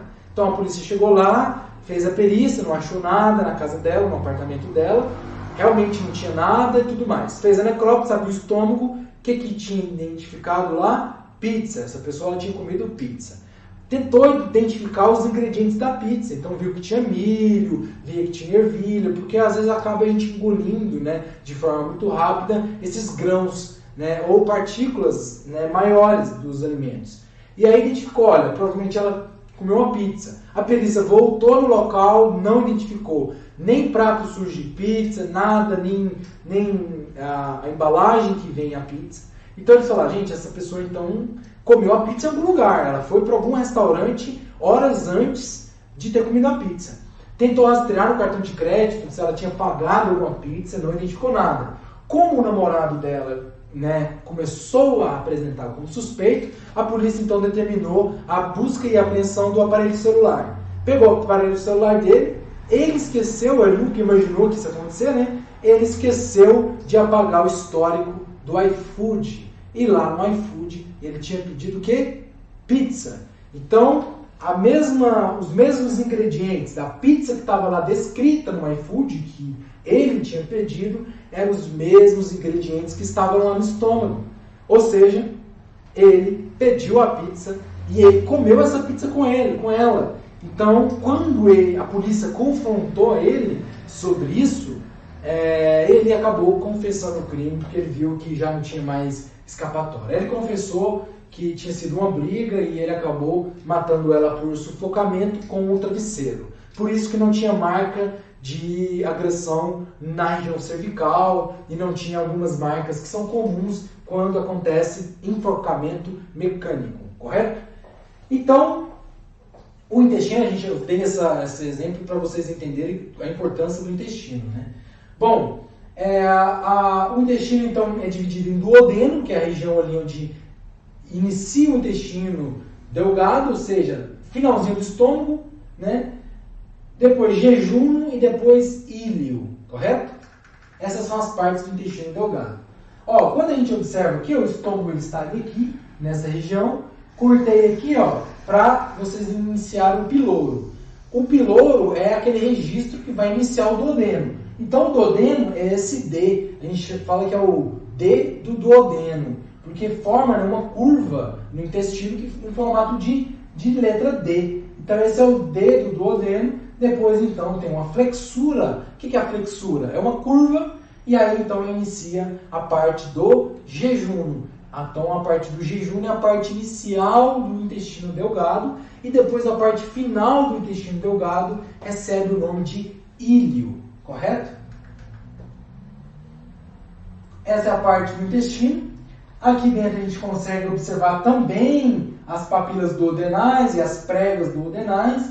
Essas papilas duodenais servem de excreção dos sais produzidos pelo pâncreas. O pâncreas, esse órgão amarelado que vocês estão vendo aqui, ele vai produzir sais importantes para poder também auxiliar o processo de digestão, né? E aí ele é liberado aqui no duodeno. O duodeno é importantíssimo para a digestão, muito importante. E aí a gente entra então na parte do jejum e íleo, que a função de cada um deles é absorver. Claro que cada um tem funções mais específicas, mas nós não iremos entrar nessa seara nesse momento dessa aula, tá ok? O jejum quer dizer vazio, né? E a parte do íleo quer dizer enrolado. Então, é uma região muito mais enrolada do intestino. Função, o término da digestão. Então, as enzimas digestivas continuam digerindo o intestino, ainda no intestino, e absorção. Absorção de água, sais minerais e tudo aquilo que foi digerido, ok? Essa é a função do jejum e essa é a função do íleo, ok? Internamente a gente também consegue identificar pregas circulares, que são aquelas mesmas pregas que a gente viu lá no estômago, no duodeno, que eu já falei a função de cada uma delas, né? A diferença é que o jejum tem muito mais prega do que o íleo, né? E o íleo tem muito mais folículos linfáticos solitários, que tem um papel muito importante na defesa do seu corpo contra agentes micro-organismos, tá ok? E essas pregas circulares são menos evidenciadas no íleo, né? Só para você identificar, quando você estiver correndo alça intestinal, analisando o intestino, quando você identificar que aquele intestino tem muita prega circular, você está olhando o jejum. Quando você identificar que está muito lisinho, você está identificando o íleo. Por quê? Para poder você referenciar melhor. Olha, a facada foi no íleo, ao invés de você falar a facada foi no intestino, né? É muito melhor. O íleo, ele termina aonde? Lá no seco. Seco é o início do intestino grosso. Então você observa que o intestino grosso é quase 3 vezes o tamanho do intestino delgado, por isso que a gente fala de intestino fino e intestino grosso. O seco, ele é o início. Então ele forma uma bolsa, e no fundinho dessa bolsa nós temos o apêndice vermiforme. O apêndice é aquilo que dá a apendicite, que muitas pessoas precisam fazer procedimentos cirúrgicos para retirar ela. Essa apendicite. A comida, né, o bolo aqui agora já se tornou um bolo fecal, ao invés de bolo alimentar, porque já foi, alimentarmente falando, ela já foi absorvido tudo. O intestino delgado vai ter uma função de absorção de água, né? Ele vai absorver muita água, vai tentar absorver o restinho do nutriente que às vezes não foi absorvido no intestino delgado, né? E também a gente consegue observar as papilas ileal e também pregas, da mesma forma, tá ok? Essa é a parte da junção ileocólica, ou seja, do início do intestino grosso. O intestino grosso ele é pequeno em relação ao intestino fino, né? Ele tem uma estruturação muito mais rígida, afinal de contas, ali a formação das fezes, então as fezes elas já são mais desidratadas, mais ressecadas, então a parede desse intestino já é uma parede mais espessa, mais grossa, né? Ela vai absorver muita água, vai absorver e vai produzir muita vitamina, então muitas vitaminas são produzidas por bactérias no intestino grosso, então muita vitamina A é absorvida, o cálcio é muito absorvido aqui também, então formação e expulsão das fezes, então aqui que vai iniciar o que a gente vai eliminar, as fezes. Por isso que no intestino grosso tem muita fermentação, tem muita bactéria que vai fermentar, que vai tentar ajudar o corpo. A gente tem muitas bactérias nessas regiões que são extremamente importantes para o nosso corpo. A gente precisa delas, elas ficam em toda a parte do intestino, mais especificamente no intestino grosso também. Aqui a gente tem uma anatomia vista, né, no corpo humano do intestino grosso e suas partes. O seco é a parte inicial, onde inicia o intestino grosso. Depois você tem um colo ascendente, ou seja, que está subindo, um colo transverso, que está na transversal, e um colo descendente, que está descendo. Um colo sigmoide, que faz a curva, e depois o colo reto, que é o colo reto, né? Que ele é um colo onde vai culminar no término chamado de ânus, certo?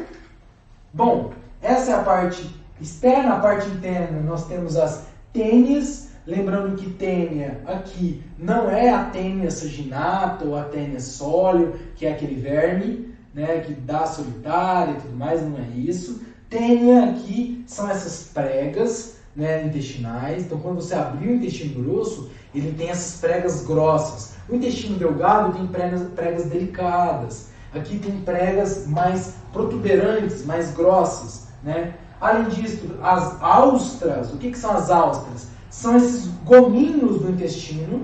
O intestino delgado é um intestino liso, é um intestino que não tem gominhos, ou seja, parece um tubo muscular, parece um cano de músculo, né? Ele é liso, e aqui, além dele ter a coloração mais escurecida, ele tem essas austras, que são esses gominhos externos. Observa que ele é cheio de gominho na porção externa, e dentro ele tem as tênias. E as pregas semilunares também, que são pregas mais delicadas. Então ele tem as tênias e ele tem as pregas, que são estruturas mais delicadas, ok? E os apêndices apiploicos, que são gordurinhas que ficam pregadas na região externa do intestino. É vários compartimentos de gordura, certo? Essa é a parte externa. E a parte mais externa ainda, né?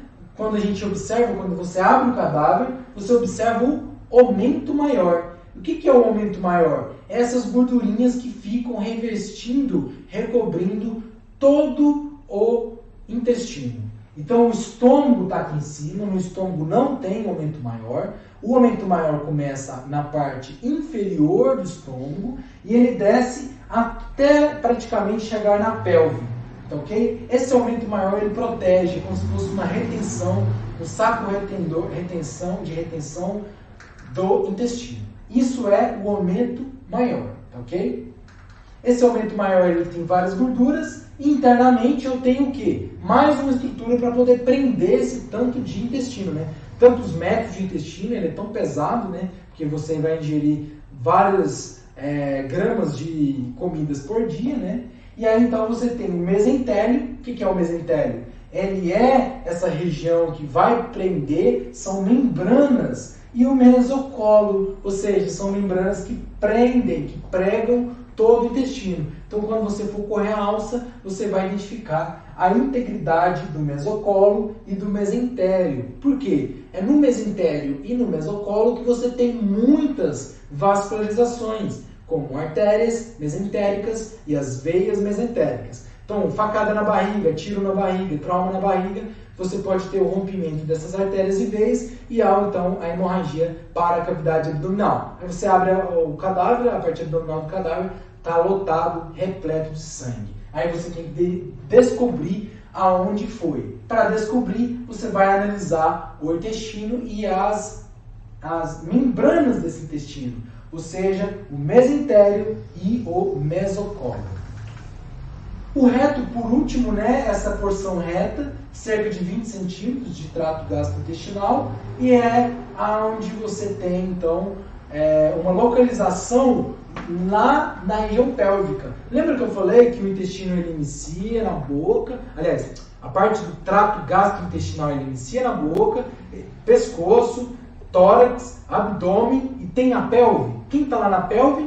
Colo sigmoide e o reto. E o reto, então, serve para liberar as fezes, ou seja, tudo aquilo que não vai mais ser necessário de ser absorvido para fora, por meio das válvulas retais, que são estruturas que vão identificar a presença das fezes ali, vai te dar vontade de ir ao banheiro, e aí os músculos, os esfíncteres internos e os esfíncteres externos para controle da abertura e fechamento dessa região. Quando a pessoa é criança, né, o indivíduo é criança, ou o indivíduo já é muito adulto, muito velho, senescente, esses esfíncteres eles trabalham de forma desregulada ou descompensada. E aí a abertura descontrolada, involuntária do esfíncter. Por isso que a criança não consegue segurar as fezes até chegar ao banheiro, por isso que ela faz nas fraldas e tudo mais. E por isso que o idoso também, em determinados casos,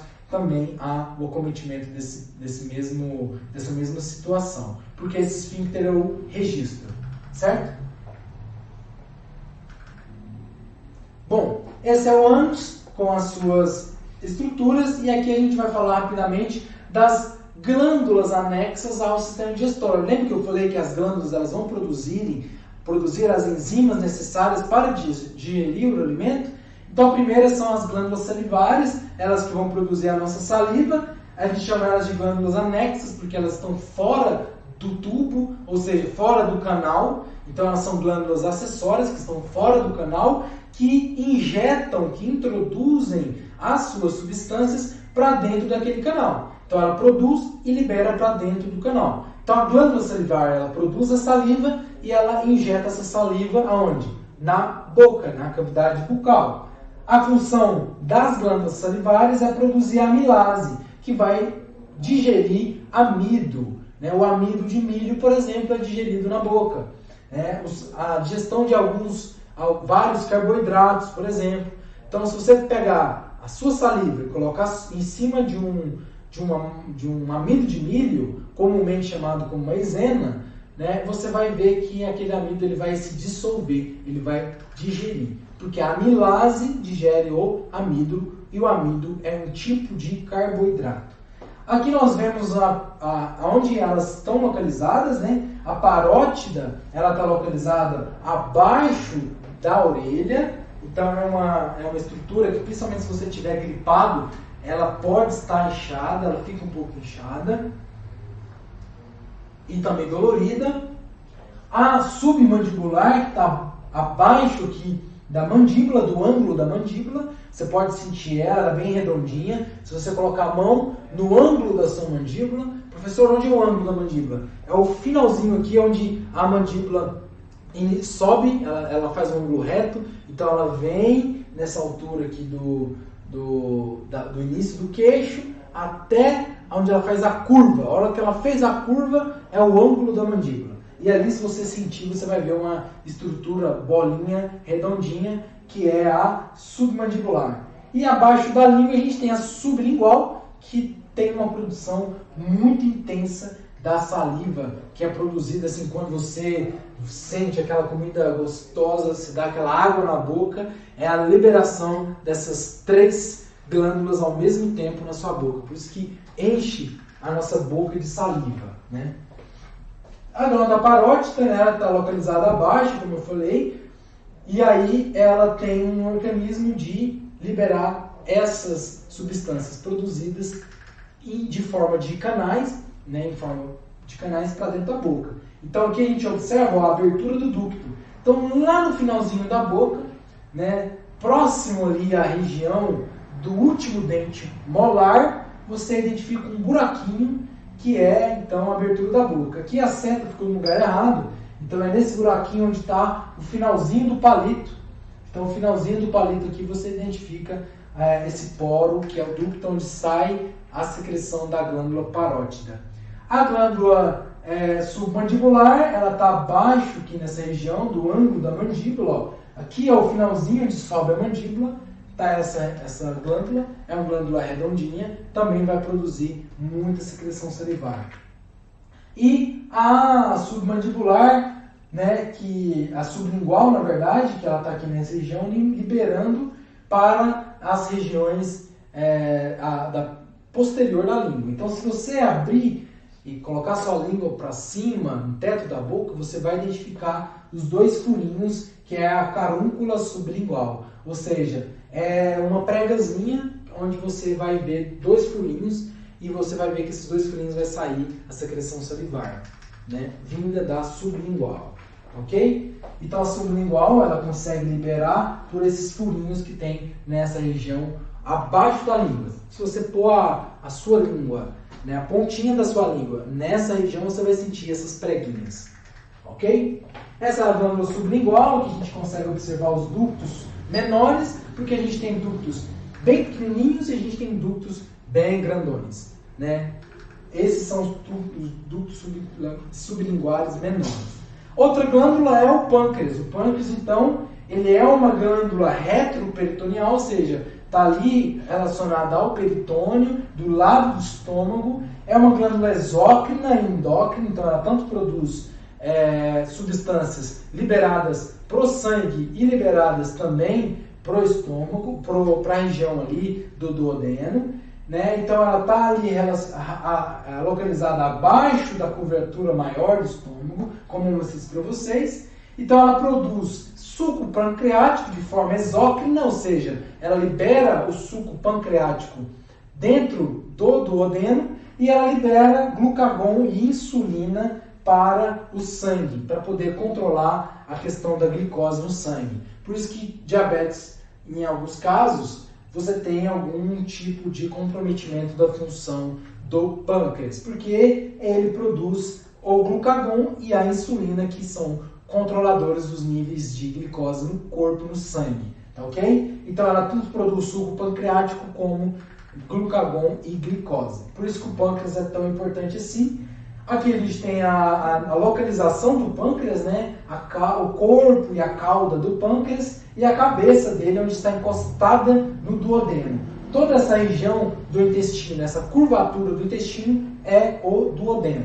E ela libera pelas papilas pancreáticas todo o seu conteúdo, né? Seu suco para dentro dessa região, ok? E o fígado, né? É a maior glândula do corpo, é a glândula também anexa ao sistema digestório, além de ser importante para outras funções.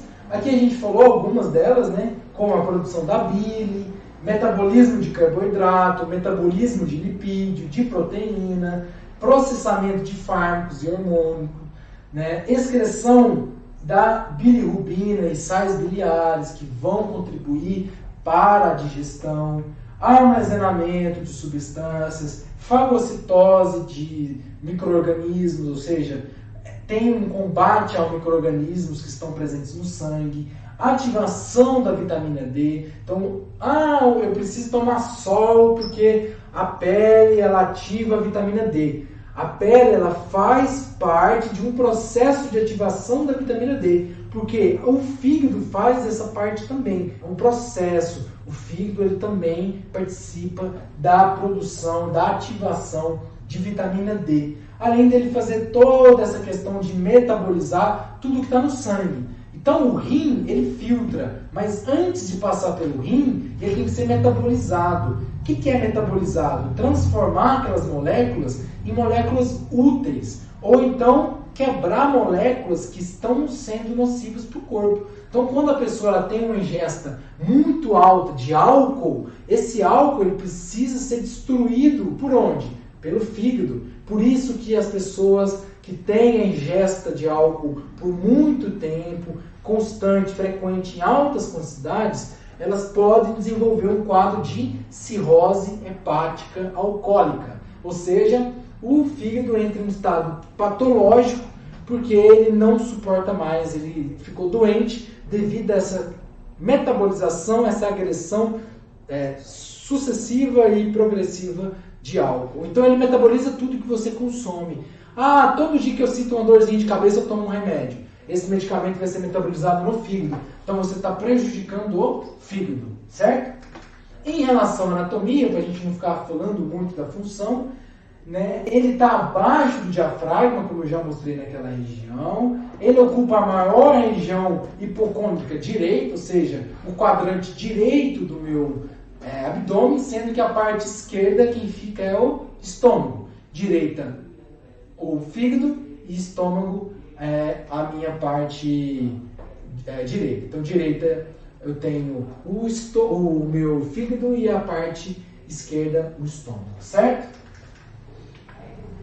Eu tenho a divisão. O que é a face diafragmática? Essa vista onde você está observando essa estrutura. Lobo direito e lobo esquerdo. O lobo esquerdo ele é maior e o lobo direito ele é pequenininho. E ele é dividido por pregas, né? Ele é dividido por regiões, né, que vão fixar, que vão ajudar a fixar esse fígado, esses lobos. E a face visceral, que é a face onde você encontra outros dois lobos, o lobo caudado e o lobo quadrado. Então, tecnicamente, o fígado é dividido em 4 lobos. Lobo direito, lobo esquerdo, e embaixo eu tenho lobo caudado e lobo quadrado. Quando você fala lobo caudado, que ele parece uma cauda, e o quadrado, que ele é bem quadradinho mesmo. Então, por isso que colocou esse nome. O lado esquerdo é maior, o lado direito é menor. Então, quando a gente observa nessa vista, a gente vê que é o inverso, né? A gente vê que o esquerdo é menor e o direito é maior. Então, por isso que dependendo da vista, um lado é maior, outro lado é menor. O importante é você saber a localização. O que é o lobo quadrado? Onde está o lobo quadrado? Onde está o lobo quadrado, o caudado, o direito e o esquerdo? Analisar a anatomia, a posição. O importante é que é isso, tá bom? E, obviamente, a função deles serão as mesmas. Aqui a gente identifica os ligamentos. Então a gente tem o ligamento coronário, esse ligamento que prende o fígado no diafragma. O triângulo direito e o triângulo esquerdo também prendem o fígado ao diafragma. E eu tenho o ligamento falciforme, que é o ligamento que está dividindo a porção, o lobo direito e o lobo esquerdo. E o ligamento redondo, que é aonde antigamente, quando você era uma criança, né, um bebê, o ligamento redondo era a veia umbilical que se ligava ao cordão umbilical, que se ligava à mãe. Mas isso é uma outra aula, a gente teria que falar muito mais sobre isso, mas eu quis falar porque se você tiver curiosidade, você vai pesquisar o que é o ligamento redondo, você vai descobrir qual era a função quando você era um neném dentro da barriga da sua mãe, tá ok? Bom, esse é então os ligamentos. Na parte interna eu tenho o quê? O hilo hepático. O que é o hilo? O hilo é a entrada. Lembra que toda aula eu falo? Hilo é a entrada. Hilo pulmonar é a entrada de tudo que está dentro do pulmão. Então, entrada da veia, da artéria e do brônquio. O que é então o hilo renal? Onde entra a ureter, onde entra a veia renal e a artéria renal. O que é o hilo hepático? Onde vai entrar tanto a artéria hepática quanto a veia porta. Por quê? Artéria hepática e veia porta. Aqui nós não chamamos veia hepática, nós falamos veia porta porque ela é a porta de entrada de todo o sangue para o fígado. Então ela é muito grande, então a gente chama ela de porta hepática, veia porta. E artéria. Então a artéria está mandando sangue arterial, sangue bom, cheio de nutrientes, para o fígado viver, para o fígado sobreviver, fazer todas as funções metabólicas funcionar. E aí esse sangue vai entrar, vai ser metabolizado, vai acontecer tudo que tem que acontecer e ele vai sair. Ele vai sair pela veia porta, certo? E aí o ducto colédoco entra aqui também, porque o ducto colédoco ele é um ducto que vem da vesícula biliar, onde está produzindo a parte dos sais biliares que são importantes para o processo de digestão, tá ok? Então por aqui nós encerramos o estudo do sistema digestório, encerramos toda a nossa aula em que compreende desde o estudo da boca, do dente, da cavidade bucal, do esôfago, das partes do esôfago, o estômago e suas partes, a função, os intestinos, qual é as partes, as características, as diferenças. Eu espero que a partir dessa aula você pode também estudar e abrir mais horizontes para a anatomia, a fisiologia humana e aprender cada vez mais. A nossa aula tem um tempo, então nós entregamos para vocês o básico para vocês entenderem e avançarem cada vez mais no estudo de vocês, tá ok? Ficamos por aqui e até a próxima aula. Tchau, tchau!